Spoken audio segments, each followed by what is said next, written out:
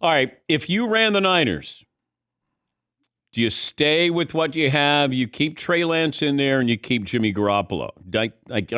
How long does the experiment last with Trey Lance before you start to get a little nervous that maybe Jimmy Garoppolo gives you a better chance? This is actually one of the reasons why I was a little bit skeptical of them keeping Jimmy. I think this helps them to have a better backup option. It gives them more ability to maybe trade Jimmy if someone like the Cowboys came with something. But sort of the omnipresent threat now of Garoppolo hanging over Lance's shoulder, it's not good, Dan. I mean, the kid only played 1 year of FCS football.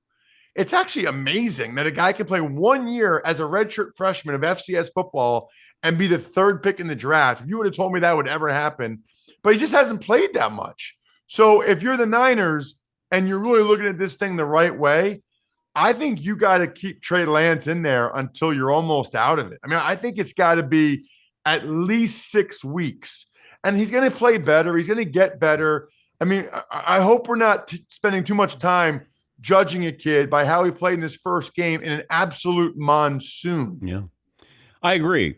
I just wonder, and I mentioned this last week because I had a source who told me, Jay Glazer reported it yesterday, and that is there are veterans in that locker room who had to be told be all in and support Trey Lance because some of those veterans realize, at least from what I was told, Jimmy Garoppolo will give them a better chance to go further this season. Whether that's, how many or not, but that is something that I think is the underlying current there. And Dan, that's a real thing. Okay. I can remember distinctly after the '04 season in Buffalo, where we went 9-2, like our last 11 games or whatever. We were really excited going into the next season. They either cut or traded Bledsoe. I can't remember which one. And I remember calling some of the veterans, some of the other starters on the offensive line, and they were like, that's it. I'm not going up there once all offseason.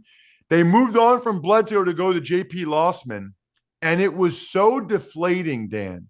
It was like we had a chance to make a run, go to the playoffs, and you just knew you weren't going to be as good with JP. You just knew it. And that's got to be tough. And I know, Garoppolo's friends with a lot of those guys. I mean, he hangs out with like Juszczyk and Kittle and those guys.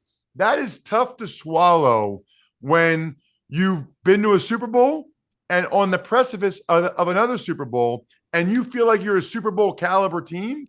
The fact that they had to say that to them, that Glazer's reporting that, it seems like the Niners players know that even if Trey Lance gets better, it's still not realistic for them to have a chance to go to the Super Bowl. It's more of a transition year, a rebuilding year. That's tough to give up when you're in the middle or towards the end of your career. It's tough to just have a give up year or a year where you probably realize deep down you don't really have a chance to win the whole thing.